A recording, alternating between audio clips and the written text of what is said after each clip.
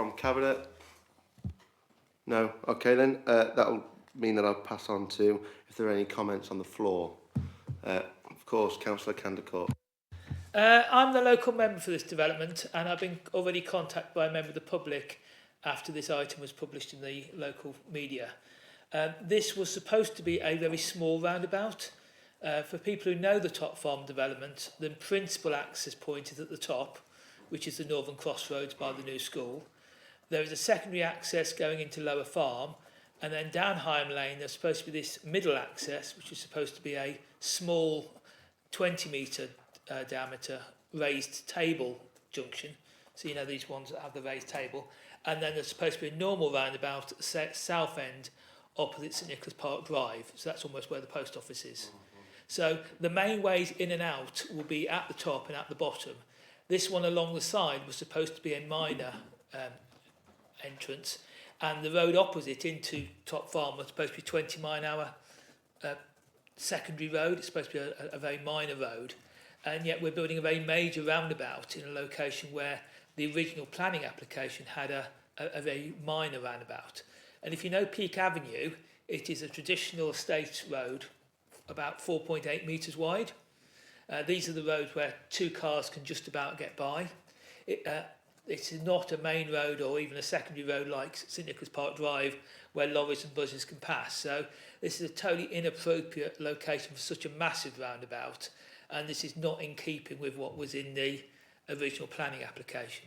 The original planning application had, I say, a bigger roundabout further south, which is a natural way for people to go across and then onto St Nicholas Park Drive or down Higham Lane.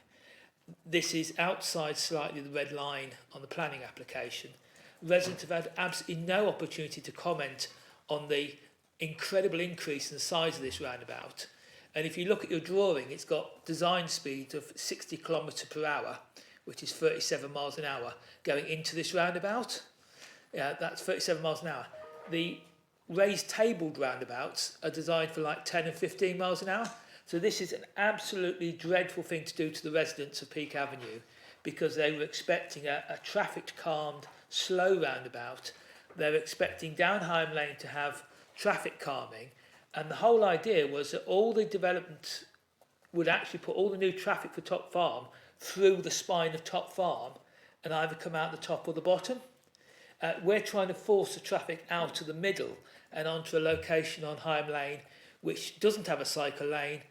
Peake Avenue is far too narrow for any volume of traffic, and I asked the officers to defer this because the residents opposite have had no consultation on this massive change to the scale of this roundabout. This is a roundabout you'd have on a B road. It's not a roundabout you'd have on a C road, and definitely not one you'd feed people into Peake Lane, which is a residential road. So this is totally unsuitable. I emailed the officers over the last couple of days because it is not. This was never in the planning application. The planning application had a small access point with a raised table. So I do ask the portfolio holder and yourself to take this away. I think you're taking it to full council anyway, so maybe you could, that's after the next cabinet, you can actually take it away, see if we can do something a bit smaller, think about the traffic calming, giving the residents a bit more like what they were actually told they were getting, because they're very angry, and under the various laws, particularly our House Convention, I think they've got a good chance for legally challenge this, because it's far, far bigger and more significant than what they're expecting. Thank you, Chair.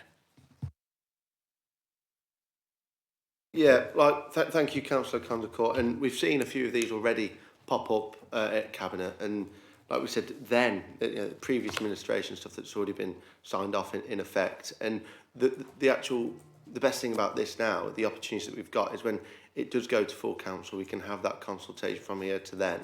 And yes, I do get it that there is infrastructure that is needed, and we will go back to the officers and work with them with those concerns that you and your residents have had, because I do understand that. You know, I've been down those roads before, and I do get it. So that's the great opportunity of it going to full council, is before then we can talk to officers and so on about that. If I may, I would like officers to have a look at it, because it is very gold-plated and it is out of proportion to what they're expecting for the middle roundabout. We expected a big one further south, but this is out of proportion. How about a suggestion that, because you're the local division councillor, yourself, the portfolio holder, and some officers can go and speak about this and hear those concerns and see if there's anything that can be done. That I think that would be a good way to go about it before it goes to full council. Yeah, so we've made that offer to the councillor, so hopefully we can get together, and because there isn't really a lot we can do on going back for the planning consultation. That's pretty set, but we can make adjustments and be aware of what you've said. So obviously the modification is for the additional traffic movement so that there's no crossover, and it's literally keeps the traffic moving. But I think it's fair to say we can go back with the officers and with yourself and take on board all of your concerns before it goes.